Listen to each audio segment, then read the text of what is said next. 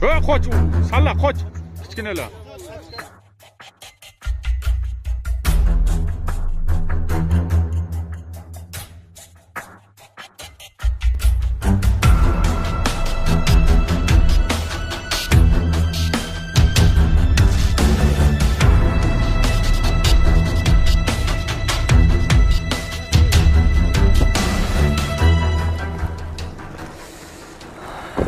Assalomu alaykum aziz do'stlar, assalomu alaykum aziz vatandoshlar. Biz Namangan viloyati Kosonsoy tumaniga tashrif buyurdik. 13-iyul 2021-yil 8 nafar fuqaro sel oqibatida baxtsiz hodisa oqibatida vafot etganligi haqida internet tarmoqlarida xabarlar tarqalgan edi. Ushbu xabarlarga asoslanib biz holat yuzasidan voqea joyiga keldik va biz bildikki, ya'ni Namangan shahridan bir yosh bola ham tushib ketgan va u qaytib chiqmagan. Hozirda Favqulodda vaziyat vazirligi barcha g'avvozlarimiz qidiruv ishlarini olib borayotgan jarayonning ustiga biz keldik va holat yuzasidan intervyu olib, barchasini sizlarga taqdim qilamiz. Bizni kuzatishda davom eting.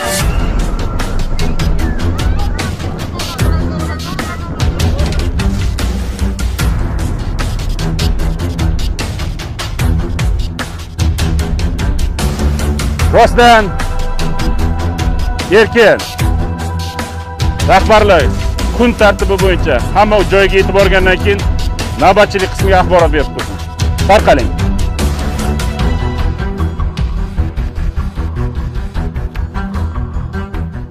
Assalomu alaykum aziz do'stlar, assalomu alaykum aziz vatandoshlar.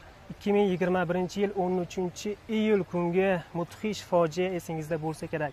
Namangan viloyati Kosonsoy tumanida soat 14:30lar chamasi 8 kishi suvda cho'kib ketganligi haqida rasmiy bayonot berilgan edi. Afsuski, ular 9 kishi bo'lib chiqdi, lekin 9-inson hali hamon topilgani yo'q. Biz 15-iyul kuni soat 4:30larda, ya'ni 16:30larda biz Kosonsoy tumaniga tashrif buyurdik va jabrlangan shaxslar bilan uchrashdik. Holat yuzasidan rasmiy intervyu berishadi. Albatta videorolikni ko'rib, bilib, tarqatib yuborishingizni iltimos qilamiz. Assalomu alaykum. Aka, yaxshimisiz? Rahmat. Hozir 15-iyul 2021-yil biz voqea joyiga keldik. Ya'ni 13-iyul kuni sizlar tomonidan, ya'ni ikkita bolacha kanalga tushib ketgan, ya'ni mana shu Kosonsoy oqar suviga tushib ketganligi aytilmoqda. Murojaatga ko'ra shunday deyilgan. Holat yuzasidan ozgina o'zingiz tushuntirib aytib o'tsangiz. Shu ukalarim aytib chiqqanda o'zi bilan birga chiqqan, oydagilarni birinchi olib chiqib, keyin 11larga yaqin o'zini ikkita jiyanni olib chiqqanda, o'g'lini, bittasi 6 yosh, bittasi 7 yosh. O'sha birdaniga qichuv bo'lib ketgan, o'sha ayollar bilan pastga tushgan bo'lganda, endi u jiyanlar, keyin bu yugurib borganda o'zi sel kelib bo'lgan ekan. Aytish bo'yicha endi men beda bo'lmaganman, o'sha keyin ozgina chiqdi. O'sha singil-pingillarni hammasini oqizib ketgan ekan. Yo'lda yaxshi ikkita 4 ta odam, ikkita ayol kishini qutqarib olishgan, ular больницада nima qilib yaxshi tushib ketishdi ular. Asosan jiyanlar bittasi topilishdi, o'zi 7 yoshli Muhammad Yusufxon topilmadilar hali. Demak, oradan 2 kun o'tgandan keyin Muhammad Yusuf hali topilgani yo'q. U 7 yoshda edi. U 7 yosh. Uning ukasi 6 yoshda. Abu Bakr 6 yoshda. Ular chiqdilar, kechagina janozalarni o'qib qo'yib keldilar. Hozir ota-onasi qayerda? Ota-onasi o'zi uyda. Uyga mazasi yo'q deb eshitdim onasini. Komni ham bugun mazasi yo'q, bugun kela olgani yo'q. Kecha ham ponni sheyda bo'lgan, avval kuni ham, kecha ham sheyda bo'lgan. Bugun kela olmadi. Mazasi qochib, onasiniki-ku o'sha kuni mazasi qochgan. Kechki payt aytilgan asli onasiga ham. Hozir holat yuzasidan qanday yordamlar berildi? G'avvozlar tomonidan, ichki ishlar xodimlari tomonidan qanday yordamlar berilyapti? Mana 2 kun o'tibdi. 2 kun o'tibdi. Endi men suvni quritishdi, men soyikini endi harakat qilishdi.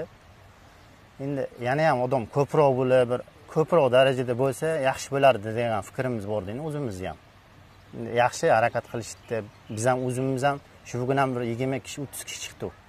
Shega harakat qilib shu yordam bo'lsa tezroq iloyim topilsin deb o'sha ma'noda chiqdi. Yana ham bir ko'proq nima qilinsa yaxshi bo'ladi-da endi. Harakat bo'libdi, bu umid emas. Ko'rib turib, bilib turib algina qilibdi endi. BMT desa to'g'ri kelmaydi. To'g'ri. G'avvozlarni ichki ishlarni mehnatini qadrlagan holatda voqea 13-iyul kuni bo'lgan bo'lsa, ya'ni aytyapsiz, kelinlar, qizlar ham bo'lgan deyapsiz. O'sha qizlar sizlar tomonidan bo'lganmi yoki boshqa? Qarindosh bo'lgan. Namangan shahridan bo'lgan. Shahridan bo'lgan. Ular nima sababdan kelishgan bu yerga? Bu yerga dam olgani kelishgan. O'sha bir kunga o'sha dam olgani bir hamma ayollar nima qilib chiqishganda endi yig'ilib, shu 10-15 kishi ko'proq chiqishgan. 20 kishiga yaqin chiqishgan. 8 kishi cho'kib ketgan, ya'ni vafot etganlar orasida o'sha kenja o'g'il, ya'ni 6 yoshlik Abu Bakr ham bor. 8-chi bo'lib o'sha, lekin 9-chisi hali suvda, u hali topilgani yo'q. Muhammad Yusuf topilgani yo'q. Endi rasmiy ma'lumotni biz bilganimiz o'sha 8 kishi deyishdi. Endi necha kishi nima bo'lgan endi to'g'ri biz bilmaymiz. Bizni oilamizdan o'zi qarindoshlardan o'zi 5 kishi vafot etgan. Sizlardan 5 kishi vafot etgan. Bu Muhammad Yusuf Abu Bakrdan tashqari. Mana shu yerda. Mana shu yerda. Hozir 7 kishi o'zi bizdan 7 kishi hozir Muhammad Yusuf bilan 7 kishi cho'kkandi. 6 kishi topilgan bizning qarindoshlardan. O'sha 5 tasi, o'sha 2 tasi kichkina qiz, 3 ta ayol kishi. Ular vafot etishgan. Vafot etishgan. Ularni o'sha kuni janozani o'qilgan, topilib.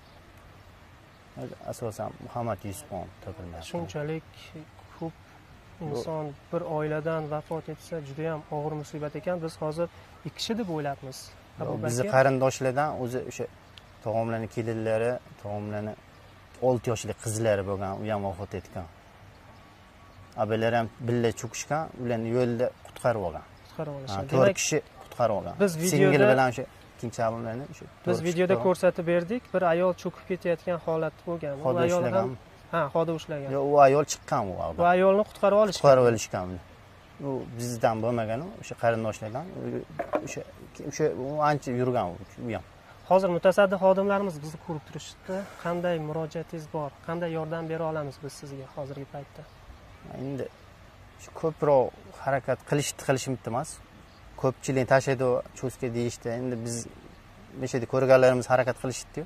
Yana ham bir ko'proq bo'lsa yaxshi bo'lardi. Endi maqsadimiz tezroq topilishda, shu hammamizniki ham. Demak, ko'proq harakat bo'lsa, yo'q, harakat qilishimni emas. Endi qilishimni desa nima bo'lmaydi, lekin ko'proq odam bo'lsa yaxshi bo'ladi degan maqsadimiz. Endi iltimosimiz ham bu ham nima deydi? Yaxshi bo'lardi. Demak, tushundim. Aziz obunachilar, albatta ushbu videorolikni ko'rib turgan bo'lsangiz, 2021-yil 15-iyul 16:30larda mana shu Kosonsoy tumanida biz turibmiz. Holat yuzasidan rasmiy bayonotni albatta g'avvozlardan intervyu olib, ichki ishlardan intervyu olib sizlarga taqdim qilamiz. Albatta videorolikni qo'llab-quvvatlab, marhumlarni haqqiga duo qilib qo'yishingizni iltimos qilamiz. Barchaga rahmat. Aziz yurtdoshlar, favqulodda vaziyat boshqarmasi matbuot xizmati boshlig'i Qahramon Sattorov bilan to'g'ridan to'g'ri intervyu olyapmiz. Holat yuzasidan barcha ma'lumotlarni sizlarga yetkazib berishga harakat qilamiz. Assalomu alaykum. Assalomu alaykum, va alaykum assalom. Charchamayapsizlarmi? Rahmat. 2021-yil 13-iyul kungi bo'lgan holat, ya'ni Kosonsoy tumanida cho'kib ketgan 8 kishi xabaringiz bor va sizlar bu yerga kelganingiz va qanday yordam berganingiz haqida ijtimoiy tarmoqda ko'pchilik g'avvozlar yo'qligidan nolib kommentariya bo'limlarida so'rashdi. Mana shu holat bo'yicha ozgina tushuntirish berib o'tsangiz. Albatta, to'g'ri aytasiz. Haqiqatan ham 2021-yil 13-iyul kuni tushlik vaqti, tushlikdan so'ng 13:30larda xabar kelib tushgan. O'sha Qirg'iziston Respublikasi chegaradosh hududi hamda Kosonsoy bilan oraliq masofasida jala, qisqa muddatli jala yomg'ir yog'ishi natijasida Kosonsoy soyga sel kelgan. Sel natijasida haqiqatan ham fuqarolarimiz soy ichida cho'milayotgan yoki sayr dam olishga kelgan fuqarolarimiz sayr qilayotgan paytda selda oqishgan. Oqish natijasida xabar kelib tushishiga qarab turib favqulodda vaziyatlar bo'limi o'z vaqtida yetib kelib, o'sha jarayonning o'zida 15 ga yaqin fuqarolarimiz qutqarib olingan. Undan tashqari mahalliy aholi bilan birgalikda xabaringiz bor, o'sha kuniyoq o'zimizni bayonotimizni berganmiz. 8 nafar fuqarolarimizni suvda jasadlari olingan hamda 6 nafari shifoxonaga yotqizilgan. Hozirgi kunda 2 kun, 3 kundan beri, mana 3-kuni qidiruv qutqaruv ishlari amalga oshirilyapti. Xabarlar bor, 7 yoshli yosh yigitimiz suvda cho'kish natijasida hozirda yo'q, suvlar Kosonsoy soyi quritilgan, mana holat ichida turibmiz. Bugungi kunda favqulodda vaziyatlar boshqarmasi rahbariyati, ichki ishlar boshqarmasi rahbariyati, Milliy gvardiya hamda tuman hokimligi fuqarolarimiz tomonidan qidiruv qutqaruv ishlari amalga oshiryapti. Undan tashqari bugun bitta oddiygina bir guruhga qilingan jalb etilgan xodimlarga to'xtaladigan bo'lsam, 180 dan ortiq favqulodda vaziyatlar xodimlari, ichki ishlardan 130 ta, Milliy gvardiyadan 50 nafar, 200 dan ortiq fuqarolarimiz, o'zi ko'ngillilar tomonidan qidiruv qutqaruv ishlari amalga oshiryapti. Undan tashqari bugungi kunda oddiygina suvlarimiz to'planib qolgan joylarimizga favqulodda vaziyatlarning maxsus suv tortish, suv yetkazib berish, yong'inda foydalanadigan avtomashinalar orqali suvlarni tortgan holatda g'avvoslarimiz tushib, yana aytib o'tilgan qidiruv tartibi bo'yicha halqa usulida qidiruv ishlarini amalga oshirilyapti. Hozir mana bugun qidiruv ishlari davom ettirilyapti, lekin hozirda hali bolacha topilgani yo'q. Demak, birinchi bergan savolim, ya'ni g'avvoslar hech qanday yordam bermayapti degan holatlar bizni videolar ostida kommentariy bo'limlarida bo'ladi. Buni o'zingiz ham o'qigan bo'lsangiz kerak. To'g'ri. Holat yuzasidan rasmiy bayonot berilgan, haqiqatan ham 8 kishi cho'kib va vafot etganligi haqida rasmiy bayonotlar berildi, lekin ular 9 kishi deyilmoqda. Holat yuzasidan 9-inson hozir 7 yoshli Muhammadjon degan ismli yigit o'sha kanalda mana shu soyda cho'kib ketgan va haligacha topilmagan. Va holat yuzasidan hozir 15-iyul, ya'ni soat 16:30 g'avvoslarimiz u tomonda qidiruv ishlarini olib borishmoqda. Biz holat yuzasidan barchasini sizlarga ko'rsatib berishga harakat qilamiz. Matbuot xizmati boshlig'i Qahramon aka bilan hozir intervyuni sizlarga taqdim etdik. Albatta, videorolik ostida haqli kommentariy qoldirishinglarni iltimos qilaman. Ya'ni kim xulosani o'zingizlardan o'zingizlar chiqarmasdan, ya'ni g'avvoslarning mehnatini va ichki ishlar xodimlarining mehnatini qadrlagan holatda albatta o'z fikrlaringni qoldirishinglarni so'rab qolaman. Tekislan, rostlan, erkin. Hurmatli hamkasblar, hurmatli qutqaruvchilar, bugungi ishimiz natijasi yakuni bo'yicha shunday xulosaga kelishimiz mumkinki, 70 kilometr masofada Kosonsoy soyini bosib o'tildi. Qayerga suv o'tishi mumkin bo'lgan, qaysi kanal, irmoq, ariqlar bo'ladimi, hammasi ko'rib chiqildi. Bu yerda favqulodda vaziyatlar, ichki ishlar, Milliy gvardiya, mahalliy hokimiyat, jamoatchilik, ko'ngillilar, suv tashkilot idoralari bilan hamkorlikda ishlar olib borildi. Lekin afsuslar bo'lsinki, biz oldimizga qo'ygan maqsadga yeta olmadik. Sababi maqsad yo'qolgan fuqaro, suvda oqib ketgan o'sha bolachani topish edi. Bugun kun natijasida topa olmadik. Bundan kelib chiqqan holda biz hozir rahbariyat o'tirib, barcha ichki ishlar, hokimiyat, favqulodda vaziyatlar, suv va boshqa tegishli mana respublikamizdan kelgan vakil boshchiliklarida muhokama qildikda, kun yakuni bo'yicha ertaga nima ish amalga oshirsak, biz oldimizga qo'ygan vazifalarga erishamiz. Mana shu bo'yicha hozir ertaga shunaqa kelishdikki, barcha suv bor joylar suv quritiladi. Mana hozir ko'rdinglar, mana shu to'g'ondan suv o'tib tushadigan joy, bugun suvni oldik, lekin ertaga bu suv to'liq quritamiz. Oxiri loy qolguncha ko'rib birma-bir o'tmagunimizcha qo'ymaymiz. Bir boshidan. Ikkinchi masala, har bir tosh bo'ladimi, xasxashay bosib qolgan joy bo'ladimi, loy bo'ladimi, olib ko'ramiz. Endi bunaqa o'tish yo'q. O'sha ertangi yana bitta maqsadimiz qo'ydik. Suv omborga ketadigan mana mahallaning ichidan kanal bor ekan. Mana shu kanal bo'ylab maxsus itlar, maxsus qidiruv xodimlari, jamoatchilik, butun mana shu mahallaning odamlari oyoqqa turg'izilib, suv omborigacha tekshiramiz. Butun hammamiz suv omborining atrofiga borib, qutqaruvchilar, vodolazlarimiz, g'avvoslarimiz suvga kiradi, omborda tozalaymiz. Butun hamma joyini ko'rib chiqamiz. Keyingi masala, bugun ko'rdinglar, mana Chust kanalini Qirg'iziston bilan chegarasigacha borib ko'rdik. Lekin u joyda ham 2-3 marta ko'rdik ham chiqmadi. Endi ertaga suv qo'yirildi. Bugungi natijamizda hech narsa aniqlanmadi.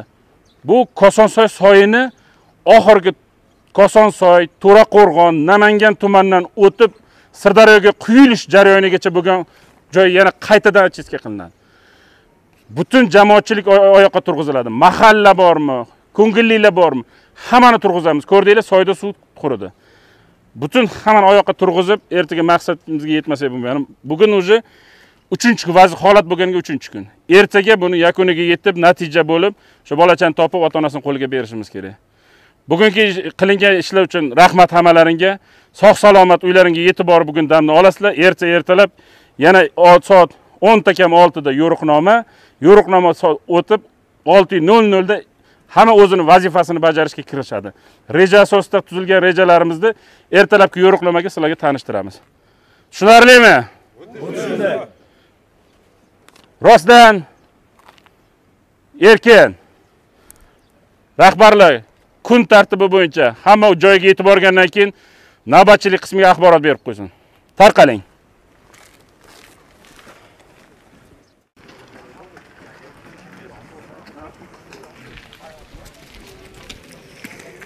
Aziz vatandoshlar, holat yuzasidan mana shunday hozir bizda holat yuzasidan barchasini sizlarga ko'rsatib, yoritib berishga harakat qilamiz. Bugungi bizni ham intervyumiz, ya'ni bugungi holat yuzasidan rasmiy bayonotlarimiz o'z nihoyasiga yetdi. Ertaga albatta kelib, holat yuzasidan qanday yordam berilyapti, hammasini ko'rsatib, yoritib berishga harakat qilamiz. Hammaga rahmat.